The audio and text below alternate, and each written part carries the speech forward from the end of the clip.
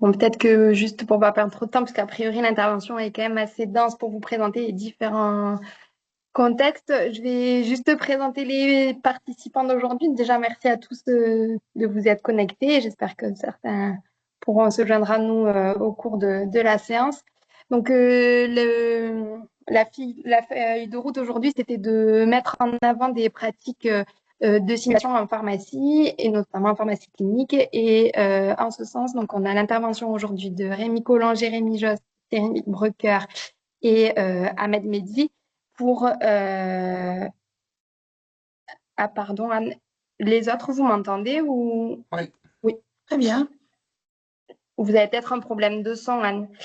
Et donc, il y aura une brève introduction par Rémi Collin sur qu'est-ce qu'est la simulation, puisque je pense que c'est important d'ailleurs de recontextualiser un peu qu'est-ce qui est véritablement la simulation et qu'est-ce qui est en dehors de ce cadre. Et ensuite, vous aurez merci Marie-Camille, des exemples concrets de mise en place de simulation en pratique courante.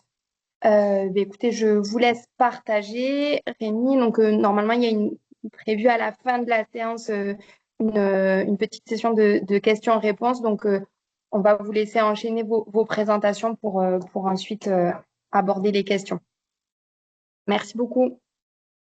Merci beaucoup. Donc effectivement, on va faire une intervention à quatre voix, un peu masculine, l'équipe, mais on vous rassure, un côté féminin, la simulation, il y a aussi beaucoup de collègues féminines dedans. Donc là, l'idée, c'était juste si nous apprenons, l'idée, c'était aussi de faire passer le message qu'en tant qu'organisateur de séances de simulation, il y a aussi ce côté apprentissage dans les deux sens. On aurait pu rajouter, nous aimons aussi les logos, parce que vous voyez qu'on en a un certain nombre. Donc un bref rappel sur la simulation, mais donc il a deux volets, hein. Il a le côté pédagogie, même si le côté pyramide est un peu décrié, mais grosso modo, effectivement, c'est plus l'apprenant, quel que soit son âge, en formation initiale ou formation continue, on intervient nous-mêmes dans le cours ou l'enseignement. Il a le côté émotionnel et autres, et bien sûr, il va avoir une rétention finalement d'informations qui est très importante. Le côté éthique, jamais la première fois sur le patient. C'est vrai qu'on pense plutôt côté médecine, côté chirurgien, mais aussi côté pharmacien, parce qu'en fait, on a de plus en plus de rôles cliniques notamment. Et tant qu'à faire, lorsqu'on fait les premiers entretiens ou quand c'est des pathologies un peu graves, le plus important, c'est aussi d'être bien préparé face à cette situation. Donc là, l'objectif aujourd'hui, c'est pas de dire que la simulation, c'est l'alpha, l'oméga, hein, on parlera souvent de continuum ou comment positionner finalement la simulation. Donc on va pas rentrer dans les avantages et inconvénients des autres approches pédagogiques, mais elles ont toute leur place en fonction du nombre, de la promotion, de ce qu'on veut faire, si c'est que de l'apprentissage, si c'est de l'évaluation, par rapport aux moyens aussi, qu'on a en termes de locaux, de matériel et de formation soi-même. Et si on reprend un peu les différents types de savoir, savoir-faire ou savoir-être, l'objectif, c'est bien du savoir-agir, qui finalement un mélange, une synthèse de l'ensemble, et plus on va être sur le côté concret, plus il va avoir vraiment la plus-value de la simulation par rapport aux approches pédagogiques de la diapo précédente.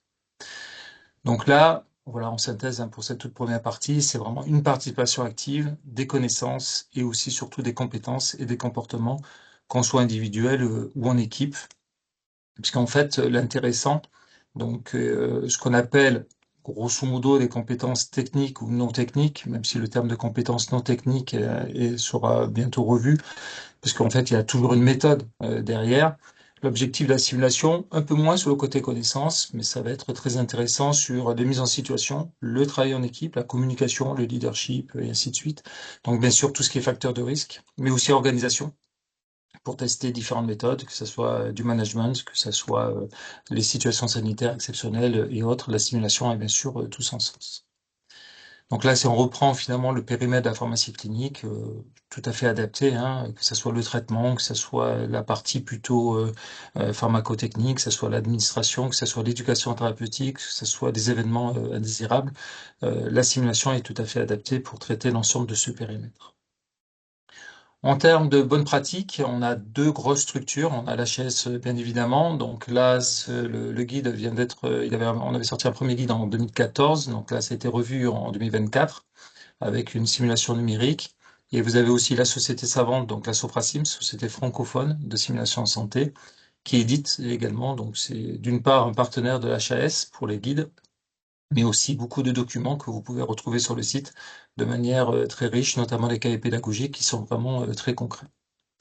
Donc, vous voyez que le principe finalement des bonnes pratiques est relativement récent, hein, ça date de 10 ans. Le concept entre guillemets est relativement ancien et on peut utiliser. Donc ça, c'était les grands domaines de simulation. Donc tout ce qui est mannequin, de plus en plus perfectionné, ce qu'on appelle les mannequins haute fidélité, qui arrivent à reconnaître les médicaments, qui éblouissent en fonction de l'oxygène et ainsi de suite. Nous, on en a moins besoin côté pharmacie, quoique c'est toujours utile d'avoir des faux bras, des choses comme ça, pour essayer de faire des trucs un peu hybrides. Et après, donc là aussi, tout ce qui est jeu sérieux ou le côté réalité virtuelle qui est de plus en plus accessible en termes de méthodologie au niveau financier qui peuvent être intéressants. On peut citer bien sûr donc les deux historiques, hein, donc le projet Profitroll de l'équipe de Lille, avec tout un concept à la fois de sales game mais aussi de cours associés, et un peu plus récemment sous forme plutôt de vidéo, donc Officim, donc il y en a aussi bien d'autres. Désolé si on en a oublié, mais la diapo était petite. Le plus souvent, notamment en pharmacie clinique, on va utiliser l'équivalent des ECOS ou des EPOS, hein, qui sont en train de développer dans pas mal de facs, en utilisant des patients standardisés ou des différents acteurs sous forme de jeu de rôle. Et après, on reviendra dans la discussion des différentes modalités possibles et au travers des retours d'expérience largement développés par les trois sites. Juste un dernier point, parce que c'est important en termes de déroulé. On a toujours trois phases hein, pour le côté simulation. Le briefing, le déroulé en lui-même et le débriefing, en sachant que la période d'apprentissage, c'est le débriefing, hein, donc qui est vraiment la mise en musique et finalement le lien vraiment important en termes pédagogiques. Le briefing, c'est aussi important pour présenter bon, le concept, les environnements, le contexte et toujours la notion de bienveillance parce que s'il y a vraiment un endroit où où on peut se planter, faire des erreurs, tester, vraiment c'est la partie simulation. Donc c'est aussi important de ne pas mettre en défaut les différentes équipes dès le début. La mise en situation, finalement, c'est le plus simple. Généralement, c'est des sessions relativement courtes, parce qu'en fait, il vaut mieux séquencer. Il y a tellement de choses à observer que finalement, autrement, si c'est des séances trop longues, on aura du mal à débriefer, on va perdre beaucoup d'informations. Donc les séquences sont relativement courtes généralement. Point important, ça va être les scénarios. Donc, chaque scénario, donc, vous le verrez dans les retours d'expérience, va avoir des objectifs pédagogiques un peu spécifiques, donc très ciblés, avec des connaissances un peu en amont généralement, pour éviter que justement les apprenants soient en défaut sur tel ou tel point. Donc, l'objectif, c'est bien une mise en application, donc il ne faut pas qu'il y ait des freins autres à régler en amont. Comme je vous le disais, donc le débrief est particulièrement important avec les trois phases. D'abord sur le côté réaction, sur le côté vraiment, de temps en temps, il y a des séances qui sont relativement dures, donc faire parler un peu l'émotion pour faire baisser. Ensuite, il y a tout ce qui est analyse, le côté vraiment très très factuel. Et comme on est vraiment sur un côté apprentissage continu, il y a tout ce qui est synthèse et ensuite les améliorations. Il y a tout un cours maintenant sur le débriefing difficile, parce que c'est une technique aussi, ça peut être un expert métier, un expert plutôt de débrief.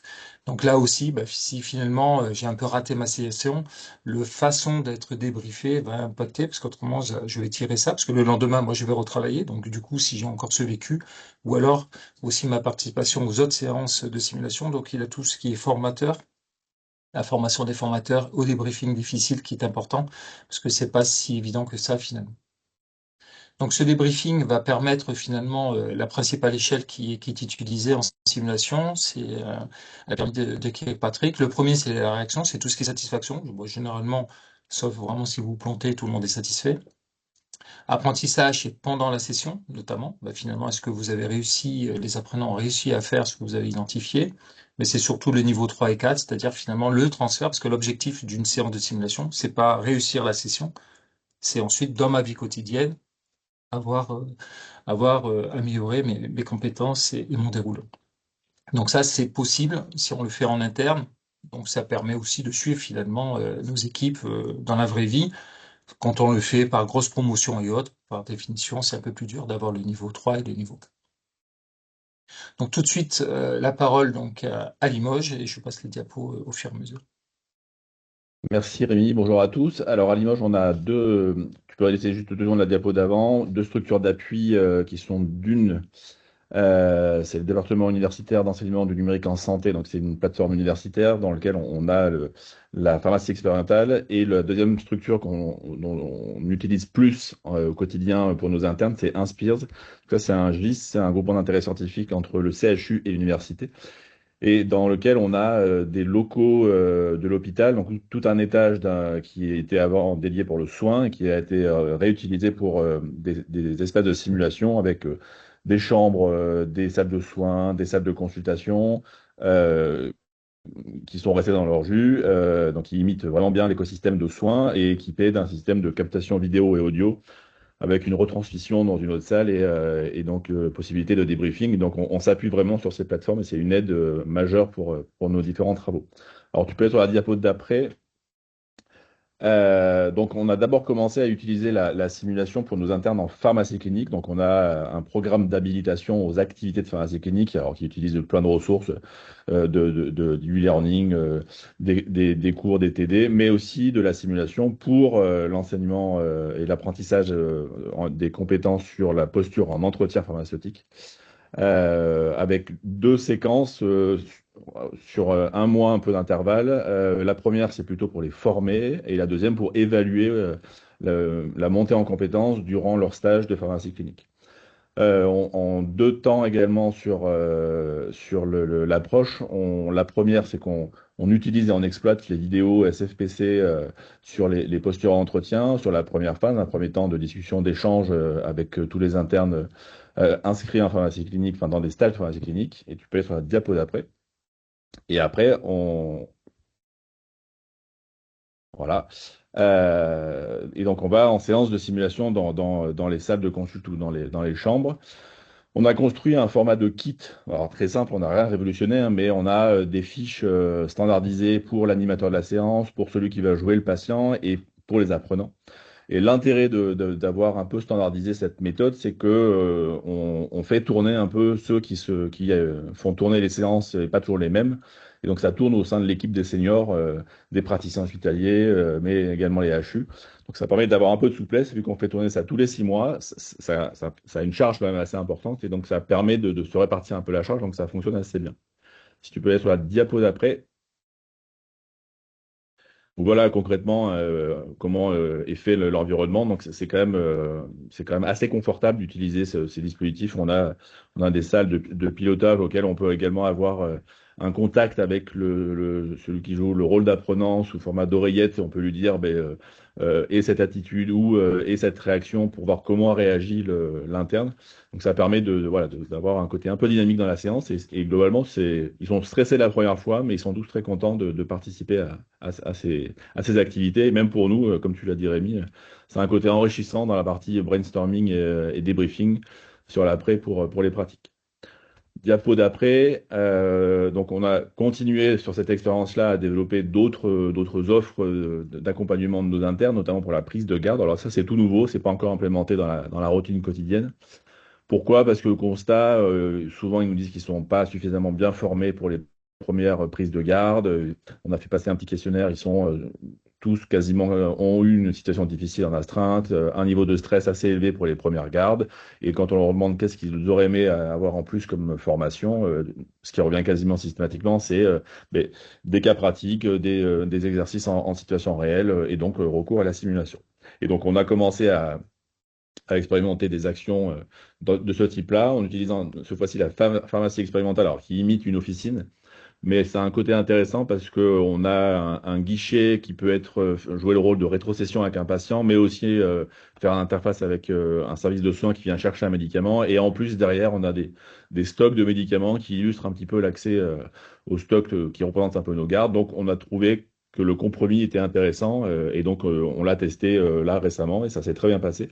Et donc là, l'objectif, c'est de le rentrer un peu dans le programme de formation des internes, des nouveaux internes arrivants dans l'équipe. Diapo d'après.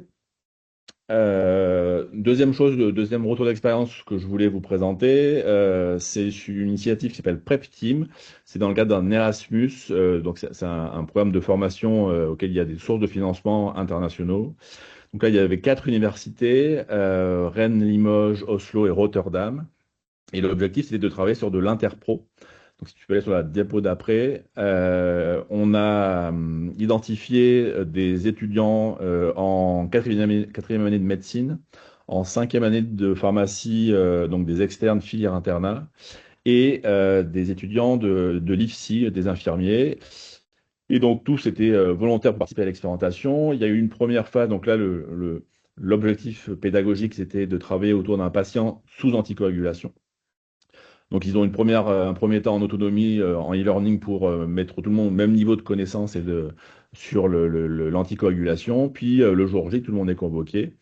On fait une première séance auquel chacun donne son avis de qu'est-ce que fait l'autre. En gros, le médecin exprime comment il voit le pharmacien hospitalier et comment il voit l'infirmier dans la pratique. Et il y a un peu un débat qu'on essaye d'animer pour voir ce qui est fondé, ce qui est moins fondé et pourquoi on pense ça, etc. Donc ça c'est le début pour un peu briser la glace. Et tu peux aller sur la diapo d'après. Et après commence l'activité. Donc c'est réparti en équipe de 4. Il y a donc un médecin, un pharmacien ou deux pharmaciens et un ou deux infirmiers.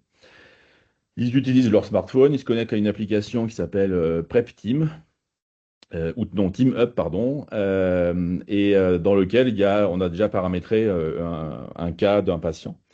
Et enfin, ils ont 60 minutes pour collectivement prendre en charge ce patient qui vient pour un problème X ou Y.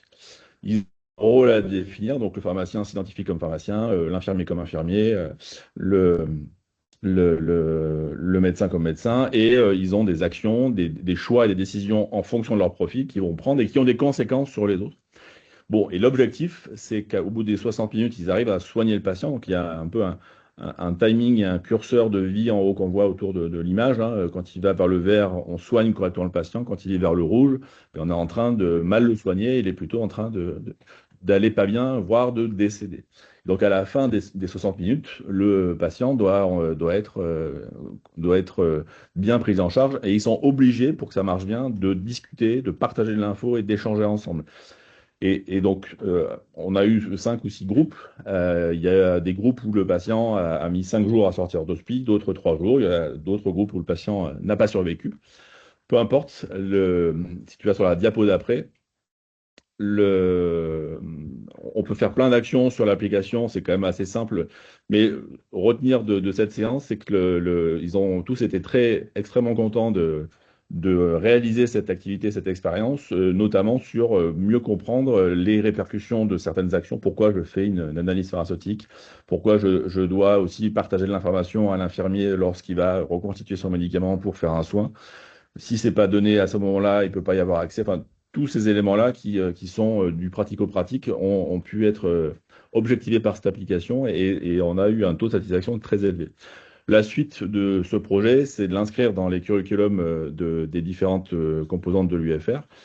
Le problème principal, c'est d'aligner les agendas et les plannings de la fac de pharma, la fac de médecine et les IFSI pour arriver à mettre en même temps différentes cohortes d'étudiants autour de la table.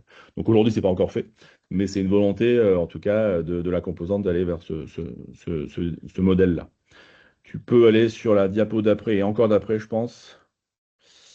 Voilà. Et la dernière chose dont je voulais échanger et partager avec vous, c'est alors là, c'est dans le cadre de la recherche.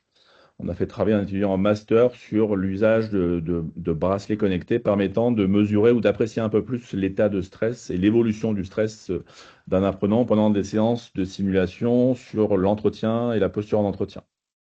Là, sur la diapo d'après.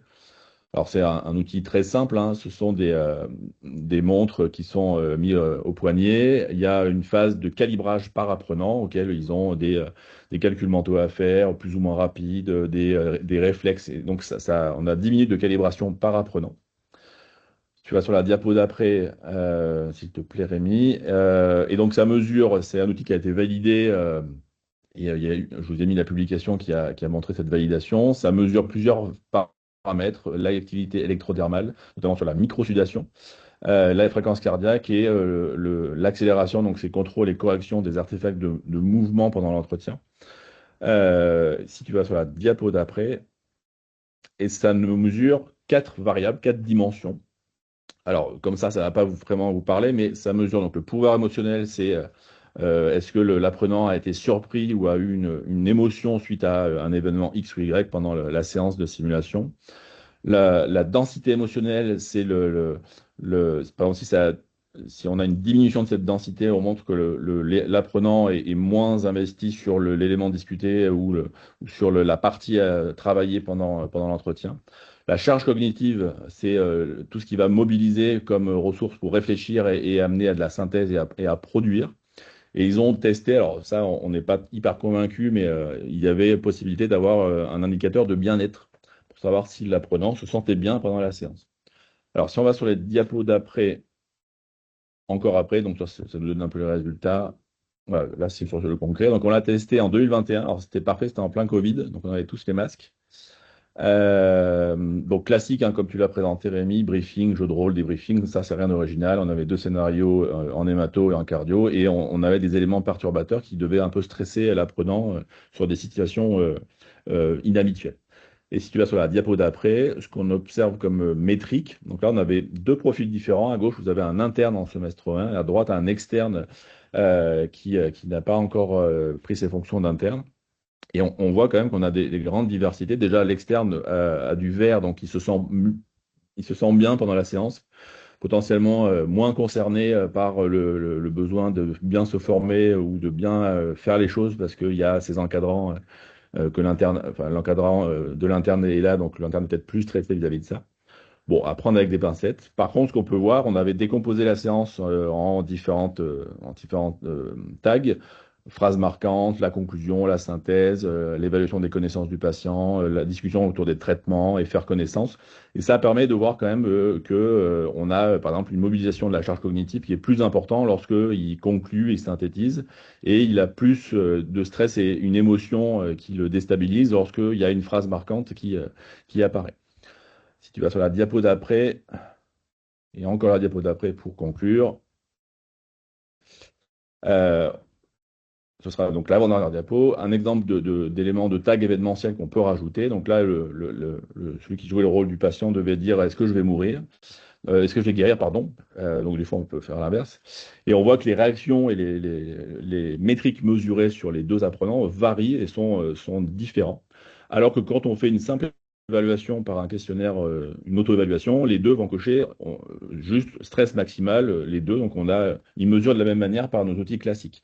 L'intérêt de cette technologie, c'est qu'on peut être un peu plus dans la personnalisation de comportement ou de gestion de l'émotion sur des situations inhabituelles. Et si tu vas sur la dernière diapo, et après je laisserai la parole à Cyril et Ahmed. Donc, qu'est-ce qu'on en fait de tout ça? Aujourd'hui, on ne l'utilise pas en routine parce qu'on on l'a pas encore organisé mais c'est des discussions qu'on a en équipe. C'est des outils de plus pour objectiver un peu plus finement et précisément le stress d'un apprenant et le suivre dans le temps et peut-être lui donner des éléments de conseils et de description plus fins pour l'accompagner. Ça enrichit le débriefing. Ça permet d'identifier plus précisément des éléments précis pendant la séance qui se sont passés pour discuter et échanger dessus pour apporter des éléments d'expérience ou faire avancer le débriefing là-dessus.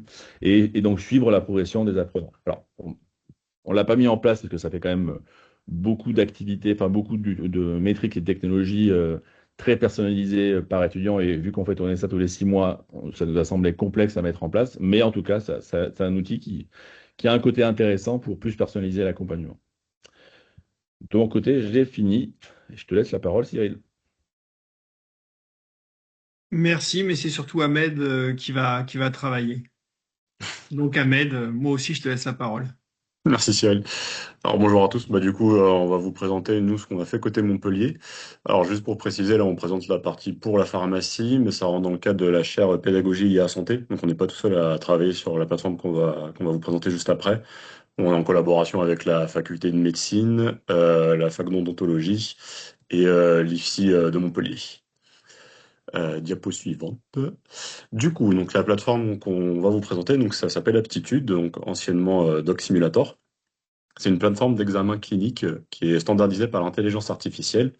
Donc c'est un outil qui est disponible sur Internet, qui intègre une IA générative qui permet la simulation de cas cliniques virtuels. Donc cette IA, en fait, elle permet de simuler des patients ou des professionnels de santé avec lesquels l'utilisateur va interagir pour compléter une simulation donnée. Donc l'objectif, c'est que nous, on a jusqu'ici dans le cursus universitaire beaucoup de connaissances dans plein de domaines, mais c'est de savoir que toutes ces connaissances, comme ça a déjà été dit un peu avant, comment est-ce qu'on les met en pratique. Donc ce qui nous intéresse, c'est surtout d'évaluer l'acquisition des compétences cliniques, mais aussi communicationnelles, donc savoir converser avec un patient ou un professionnel de santé. Le gros avantage de cet outil, c'est que ça permet d'avoir un retour pédagogique qui est personnalisé. Donc, en fonction de la simulation qui est faite par l'utilisateur, il y a vraiment une précision qui est faite dans l'évaluation qui est faite derrière, qu'on présentera juste après, et qui est instantanée. Et puis, il y a aussi pour l'enseignant ce retour qui est disponible, donc qui permet de savoir où est-ce que se trouve une promotion dans une compétence clinique ou communicationnelle en particulier. Diapo suivante. Du coup, pour représenter la plateforme, donc là, c'est une capture d'écran en vision enseignant, du coup. Donc ça, c'est la page principale quand on se connecte. Donc ensuite, vous voyez sur la gauche, il y a plusieurs onglets qui sont disponibles. Donc je vais vous détailler les plus importantes. Alors, diapo suivante. Du coup, on a un premier onglet, donc c'est la vue d'ensemble. Donc c'est disponible que pour l'enseignant. Donc ça permet de suivre l'évolution d'une promotion, Donc en savoir le nombre de simulations qui est faite, les résultats de chaque étudiant ou les résultats de la promotion au global. Ensuite, diapo suivante. Donc ensuite, on a les mises en situation. Donc ça, c'est le cœur de la plateforme. Donc là, on va être rédiger les cas cliniques, Donc là, vous avez des exemples de cas qui ont été rédigés. Donc on a les cas qui sont disponibles pour ceux qu'on fait, donc, par exemple ceux que je fais moi. Mais on a aussi accès à l'ensemble des cas cliniques. Donc, par exemple, si Cyril rédige un cas clinique, je peux aussi accéder à son cas. Et l'objectif, c'est qu'on puisse échanger entre enseignants sur la rédaction aussi de nos cas. Ensuite, diapo suivante. Donc ensuite, ça c'est le module examen. Donc, c'est les modules de création d'examen. Donc, ça reprend les mises en situation. Donc, en fait, la plateforme, elle est disponible selon deux modalités. Donc, il y a un mode entraînement. Donc, l'utilisateur a accès à la plateforme autant de fois qu'il le souhaite. Donc, il a un listing de cas disponible et il peut faire autant de fois qu'il veut le cas clinique pour s'entraîner. Et ensuite, un mode examen qui est un peu plus formel, du coup. Et donc, qui permet de mettre en place donc, un examen pour lequel il n'y a pas de feedback immédiat disponible pour l'étudiant. C'est disponible pour l'enseignant et il peut libérer les résultats après analyse de chaque simulation. Ensuite, diapo suivante. Et donc ensuite, on a un module questionnaire. Donc ça, c'est si on souhaite rattacher pour un examen des questionnaires d'évaluation. Donc là, par exemple, on en parlera juste après. Mais pour un test qu'on a fait avec des étudiants de troisième année, on avait rédigé un cas avant et après leur stage d'application. Donc je parlerai juste après. Et puis diapo suivante. Et puis ensuite le module parcours.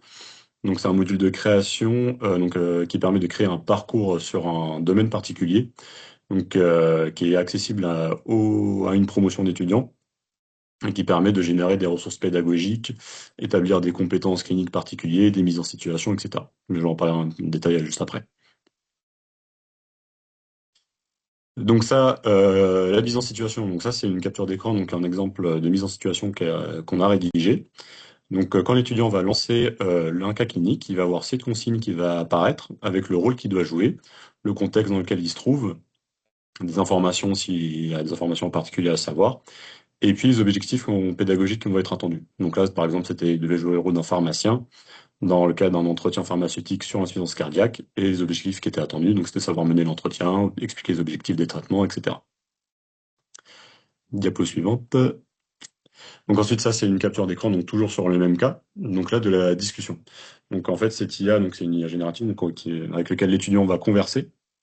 Donc c'est comme si on était sur ChatGPT, on a une box où on peut taper la phrase, notre phrase pour échanger avec l'IA. Donc là, vous avez en bleu, donc ça, c'est une vraie capture d'écran d'un étudiant. C'est pas moi qui l'ai fait, donc c'est une vraie simulation d'étudiant. Donc en bleu, les captures d'écran, en bleu, pardon, les phrases que l'étudiant a rédigées. Et en blanc, les réponses de l'IA aux phrases qui a été tapées par l'étudiant.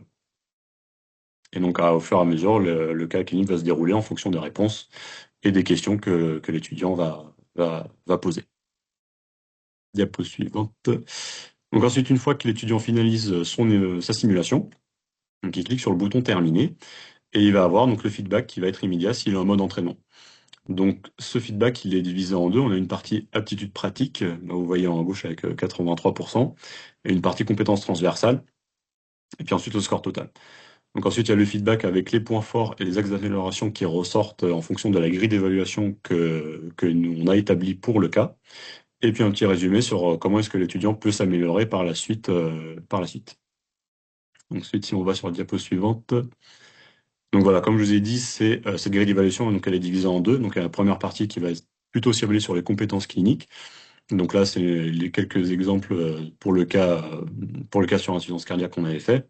Donc là, c'était savoir expliquer les objectifs, présenter les mécanismes d'action, prendre en compte l'âge et comorbidité du patient, et apporter des conseils adaptés pour l'adhésion médicamenteuse.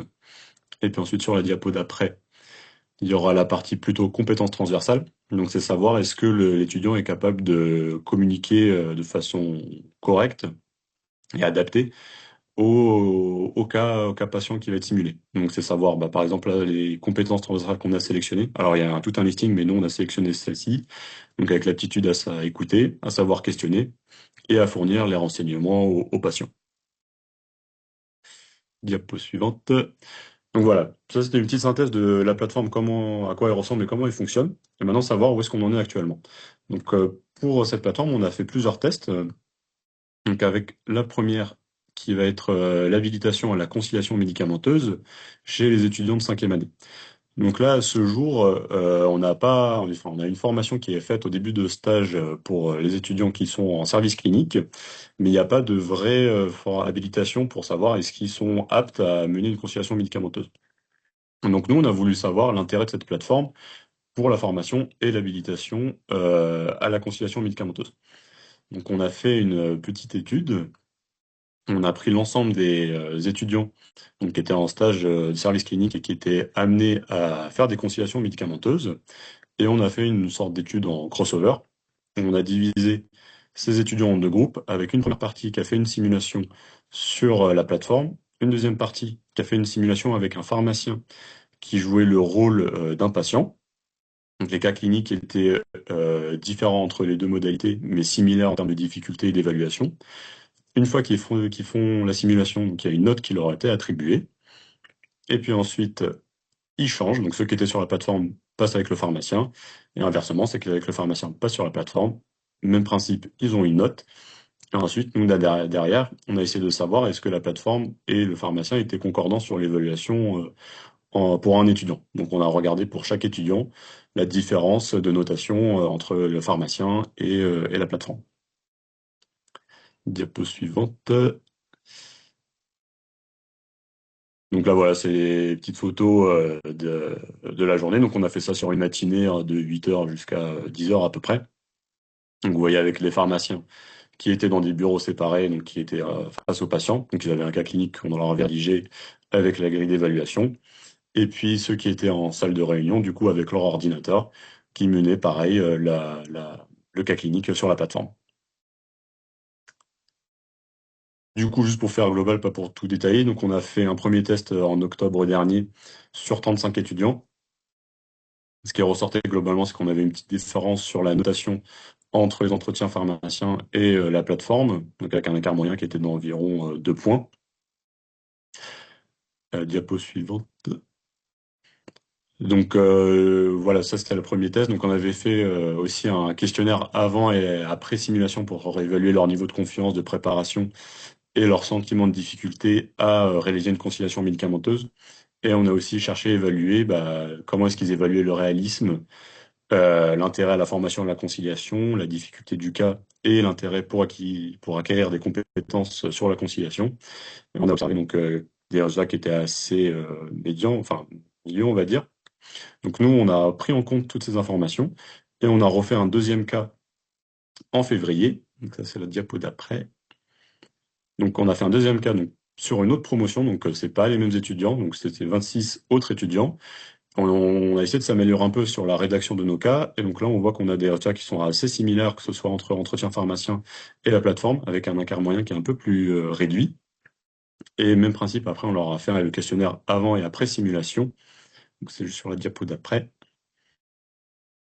Et donc là, ce qu'on avait remarqué, alors donc en questionnaire pré-post, c'était assez similaire.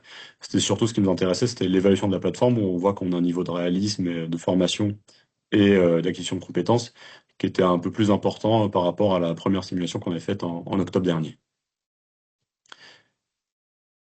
Donc voilà, ça c'était une première mise en application qu'on a réalisée avec les 5e années. Et donc ensuite, on a fait un deuxième test, cette fois sur le stage d'application des 3e années. Diapo d'après. Donc on a les 3e années qui étaient en stage en mai dernier au CHU de Montpellier, qui avait comme thématique l'insuffisance cardiaque.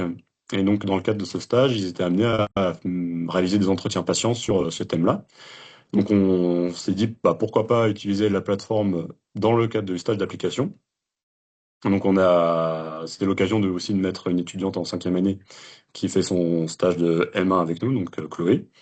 Donc on a pris un polycopier sur l'insuffisance cardiaque et la pharmacie clinique et on a généré du coup ce parcours d'insuffisance cardiaque. Donc diapo d'après. Donc voilà, ce parcours donc, qui était accessible pendant les 2 semaines. Et donc on a une première partie qui était pour expliquer l'objectif du stage et d'utilisation de la plateforme. Ensuite, sur cette plateforme, donc les étudiants, ils avaient accès comme ils voulaient, donc autant de fois qu'ils veulent pendant ces 2 semaines.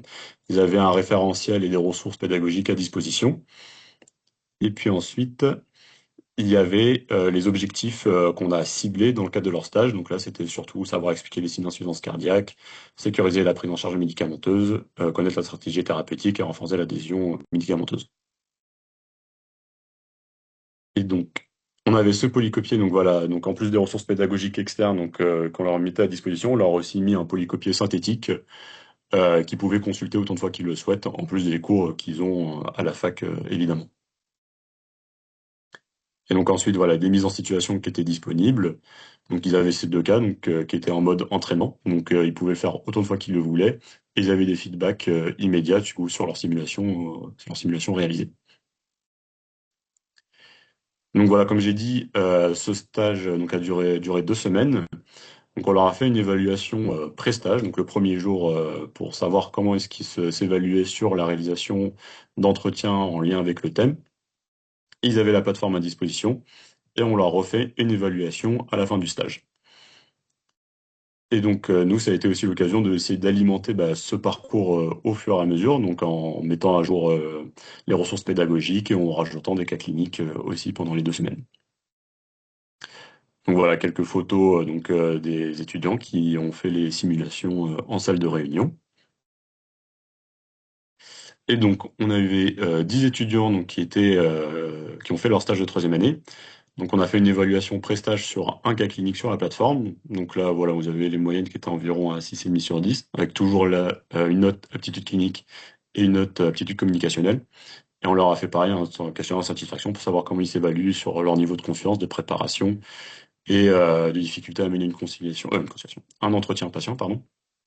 Et même principe, on leur a fait une évaluation à la fin de leur stage pour savoir comment est-ce qu'ils se sentaient par rapport à leur début. Et donc là, on voit qu'on a une moyenne qui est un peu plus élevée. Et ce qui nous intéresse surtout, c'était le questionnaire de satisfaction. On voit qu'ils s'évaluent mieux sur leur niveau de confiance, de préparation, leur sentiment de difficulté. Diapo d'après.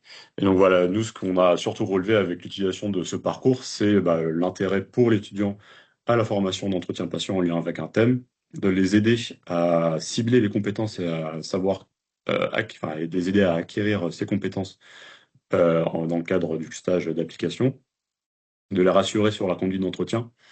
Et puis, du coup, comme on a démontré, le parcours qui était accessible pendant toute la durée de leur stage, et qui pouvaient donc le consulter autant de fois qu'ils le souhaitaient et faire les mises en situation autant de fois qu'ils le souhaitaient. Donc voilà, ça c'était les 2 premières parties. Donc on était surtout sur des formations initiales, mais après on s'est posé la question, pourquoi pas faire la même chose, mais sur de la formation continue. Et donc il y a eu un test qui avait été fait par Cyril dans le cadre du congrès Opifarm en mai dernier, donc dans une session de DPC sur la rédaction d'un PPP pour une personne vivant avec un diabète. Donc, ils avaient un cas qui était disponible sur la plateforme, et donc ils avaient le temps de la session pour rédiger ce PPP à partir de la plateforme. Et donc, on réfléchit actuellement à savoir comment déployer la plateforme dans le cadre de formation continue. Donc, par exemple, en DPC, on réfléchit à mettre en place une formation auprès des pharmaciens à la vaccination ou aussi aux formations pour les PPH. Et puis, dernière modalité qu'on évalue, c'est dans le cadre du DES de pharmacie hospitalière. Donc, on a une UE de pharmacie clinique pour les phases d'appro et conso. Diapo d'après. Et donc, dans le cadre de cette UE, ils ont un projet de fond donc, de devoir créer une formation à destination de professionnels de santé ou d'étudiants ou d'internes, donc en lien avec leur lieu de stage. Donc les internes donc, qui sont dans le lieu ont accès à la plateforme en profil enseignant et donc ils doivent faire des propositions de formation. Donc là vous avez des exemples avec une formation à la conduite d'entretien pré-greffe en hématologie, des formations à la conduite d'entretien pour les initiations de thérapie orale ou alors des formations des PPH ou internes sur les pansements pour répondre aux questions des équipes médicales. Pour faire une petite conclusion, donc globalement, on a quand même des bons retours sur l'utilisation de cette plateforme, avec des mises en situation donc on essaie de s'améliorer au fur et à mesure, mais on essaie d'être au plus proche de la réalité. Ce qu'on a surtout relevé, c'est un intérêt marqué pour la prise de confiance. Comme ça a déjà été dit, c'est jamais la première fois sur le patient. Donc c'est de pouvoir s'entraîner avant d'être en contexte clinique en service. Donc que ce soit face à un patient ou face à un professionnel de santé. Maintenant, le travail qu'on a, ça va être de travailler sur les modalités de déploiement, donc que ce soit en formation initiale avec une évolution de nos enseignements en pharmacie clinique ou en formation continue avec le développement de nouvelles formations. Et après, derrière, ça va être d'essayer d'évaluer la plateforme à plus large échelle. Et dans ce cadre-là, il y a un financement qui a été obtenu dans le cadre d'un appel à projet, donc avec l'UFR de médecine, donc avec lequel on travaille. Et donc, on pourra collaborer avec eux sur la rédaction de nos cas et sur l'évaluation de la plateforme. C'était la dernière diapo normalement. Merci. Merci beaucoup. Je vais embrayer avec Nice je vais passer sur certaines diapos parce que c'est relativement proche, il faut qu'on rattrape un peu le temps. Donc, côté simulation, nous, on a commencé depuis à peu près 2013. D'abord sur le côté pharmacotechnique, puis après assez rapidement côté pharmacie clinique, puis après on a dérivé aussi sur le côté un peu management, c'est sur les erreurs médicamenteuses. Côté fac, donc on a ouvert la fac cette année, donc là l'idée c'était de le tester, de mettre la simulation dès la deuxième année. Donc ça c'est le modèle pédagogique canadien là qu'on utilise. Donc grosso modo, donc on a bien les compétences avec les méthodes actives, les approches réflexives et le soutien. Et vous voyez donc que la simulation a tout à fait sa place dans ce modèle. On a une chance d'avoir d'une part une création de département, donc ce qui nous permet aussi de créer un peu des enseignements, et l'autre c'est d'une petite promotion, parce qu'on a 40 étudiants actuellement, et l'idée c'est que pouvoir justement développer la partie interactivité, donc c'est tout à fait adapté. L'objectif en termes de scénario, on travaille tous pareil, c'est-à-dire essayer d'avoir les situations les plus authentiques possibles, et ensuite avec un périmètre et une complexité croissante, en faire le patient plus ou moins réceptif, l'entourage qui peut être facilitateur ou pas, et ainsi de suite, jusqu'à aller des profils de personnalité. Mais l'objectif, c'est toujours donc d'avoir ce côté carrière, et ensuite le niveau de complexité et le périmètre va s'étendre au fur et à mesure des années. Donc voilà un peu comment on a intégré. Donc on a travaillé sur le raisonnement clinique et pharmaceutique, donc avec à la fois médecin et Bertrand de Codin. On a identifié un certain nombre de cas. On les a fait travailler en simulation IA très proche. Je vous le montrerai très rapidement, mais c'est très proche de celui de Montpellier. On fait un côté ping-pong, simulation IA, jeu de rôle. Et ensuite, donc, ils sont en stage là actuellement, ils commencent leur stage. Et l'objectif, donc, c'est de récupérer finalement les situations authentiques durant leur stage pour ensuite alimenter toujours le même système, ce qui nous permet ensuite de compter de façon continue. Là aussi, en côté interpro, à partir de la 3e année, notamment à travers les enseignements coordonnés, mais pas que. Donc, ça a été cité, donc on part sur le côté vidéo et CPC qui sont bien, donc ces vidéos, je dirais, avec défaut, et ensuite le côté corrigé, et puis on débrief au milieu. Mais par contre, ça reste relativement peu actif, parce que finalement, on regarde le côté vidéo.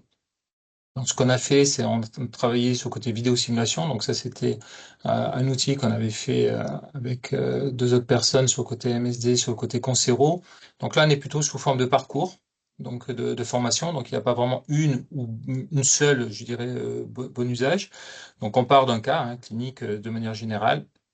Et ensuite, chaque fois, donc, on coupe la vidéo et on va pouvoir proposer 3 situations Et ensuite, on va regarder et suivre finalement ce que l'apprenant a choisi. Et ensuite, on débriefe sur le parcours retenu.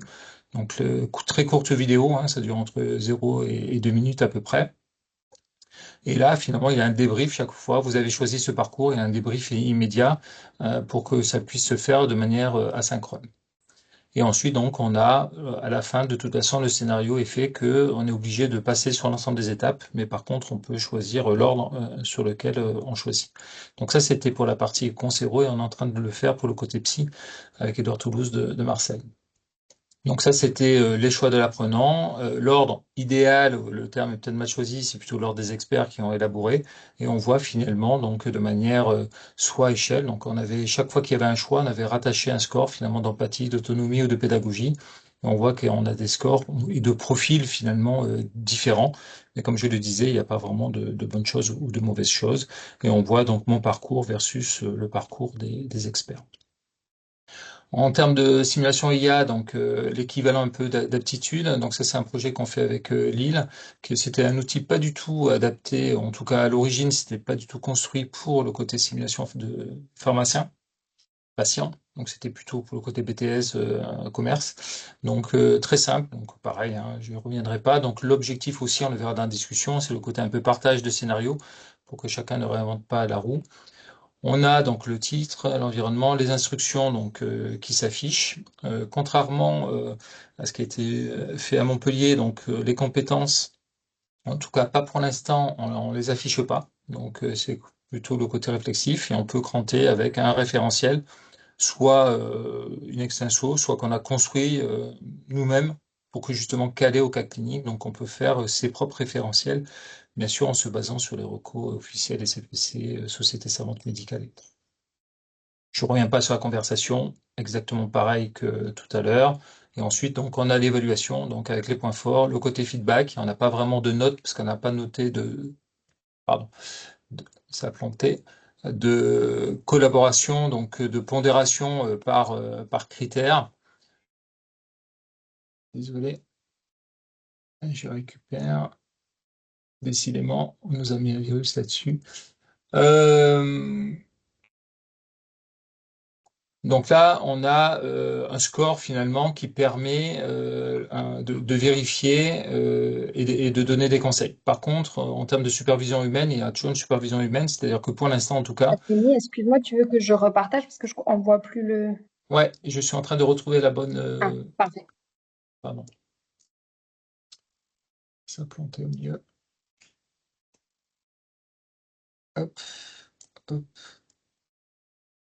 Vous revoyez? Parfait, merci. C'est bon. Donc, ça aussi, ça replante après, mais il n'y a pas de raison. Donc, je disais le référentiel, la conversation.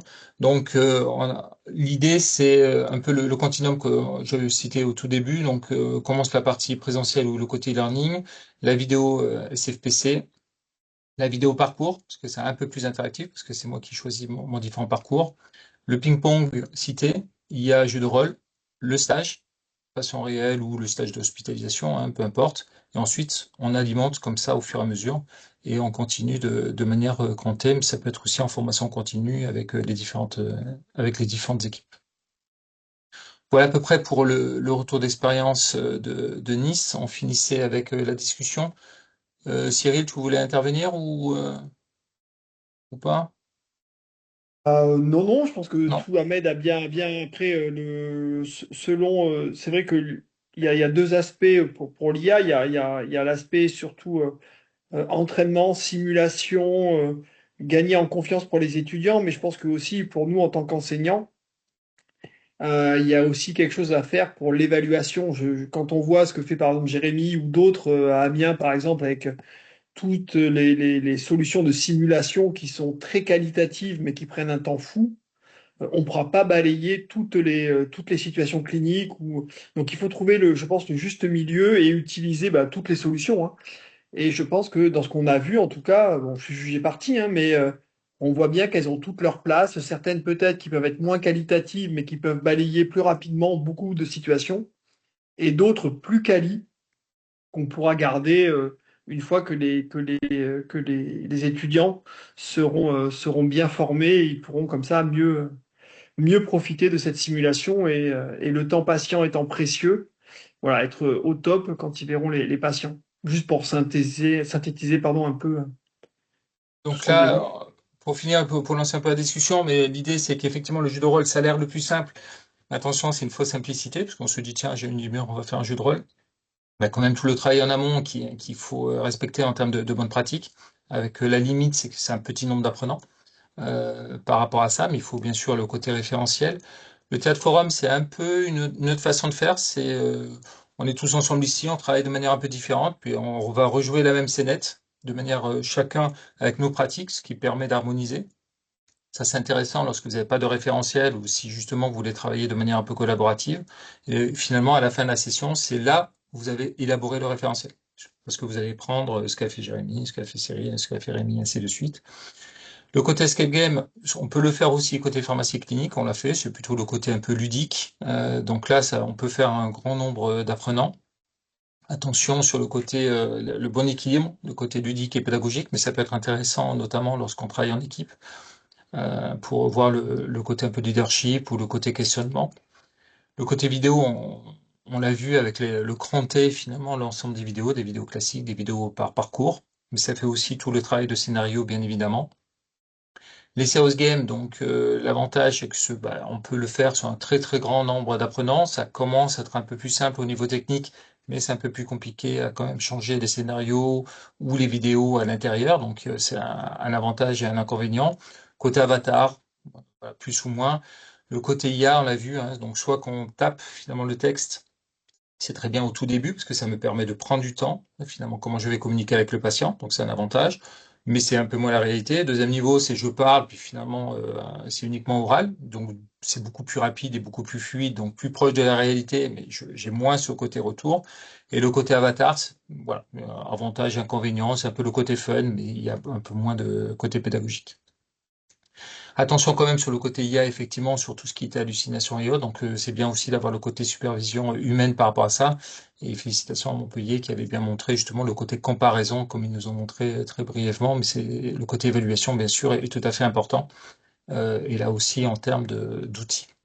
La place du patient, est-ce qu'on le fait avec ou pas? Donc, pas dans le jeu, parce qu'il aura du mal, d'une part, à sortir de son rôle propre. Puis il y a aussi tout le côté affectif, émotionnel qu'il faut préserver.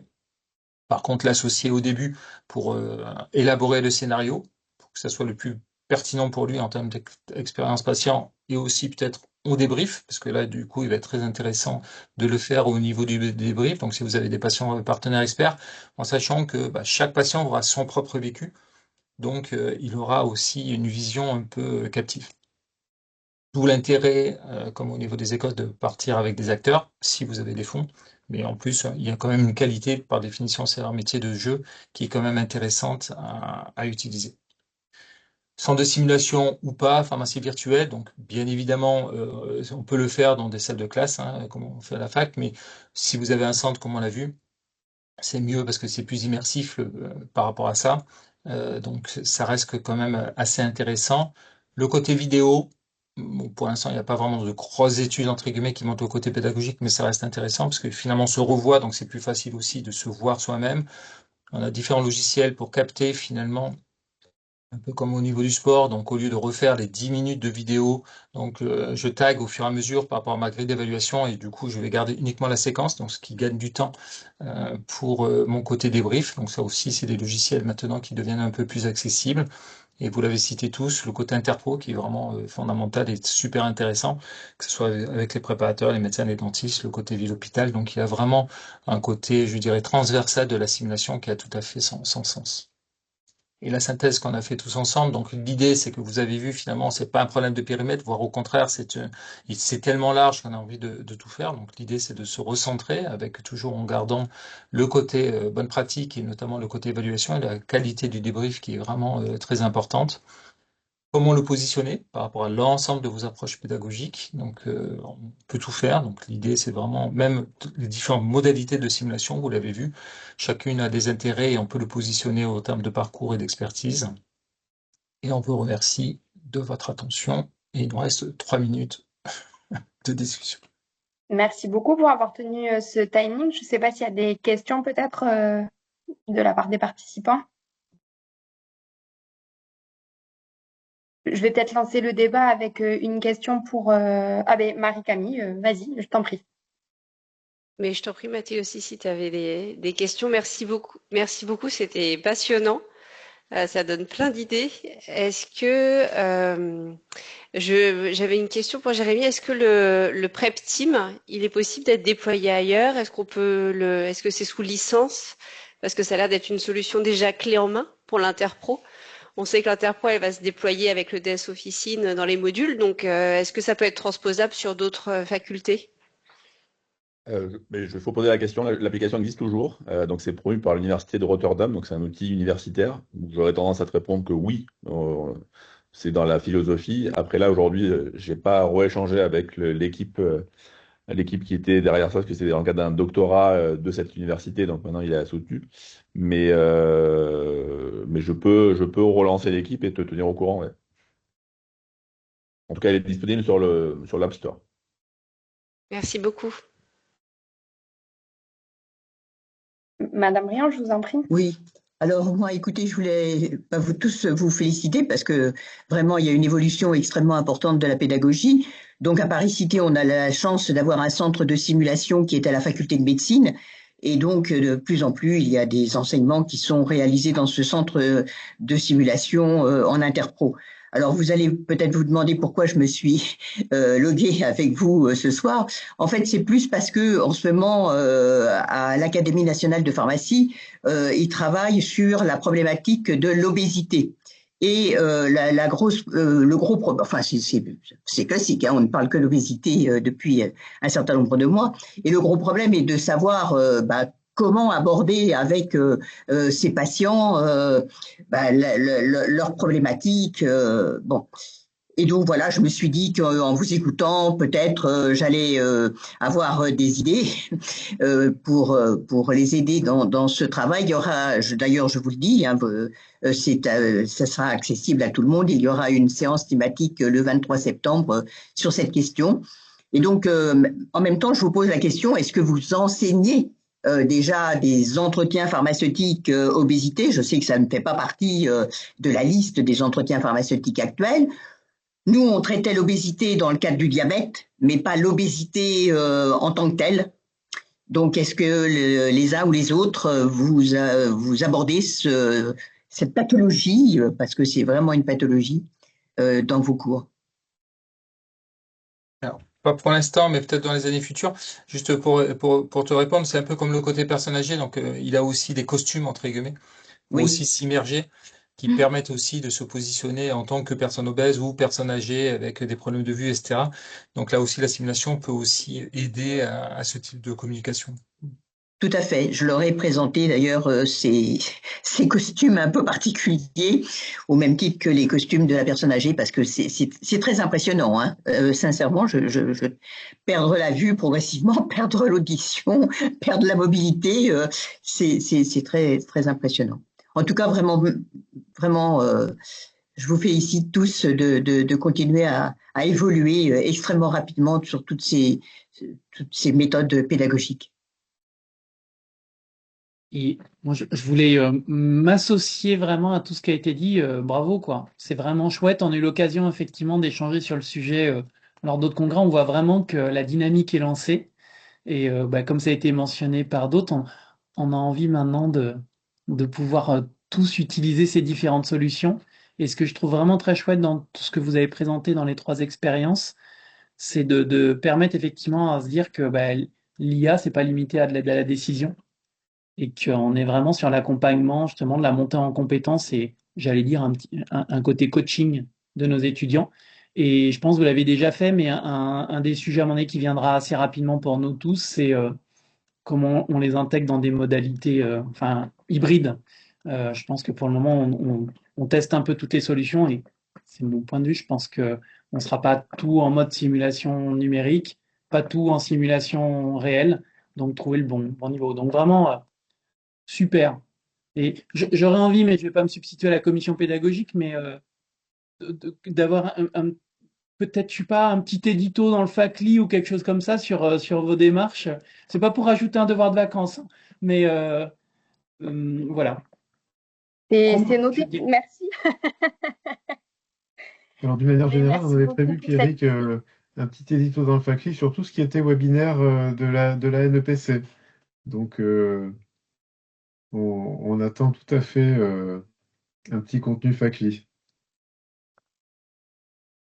Merci beaucoup et je pense que c'est peut-être aussi un très bon mot pour la fin, c'est que pour utiliser à bon escient la simulation, je pense qu'il faut aussi centrer ce qui doit être simulé et quel apport pédagogique peut amener la simulation parce qu'effectivement, au vu de la préparation que cela nécessite, ça peut pas se prêter à toutes les modalités pédagogiques.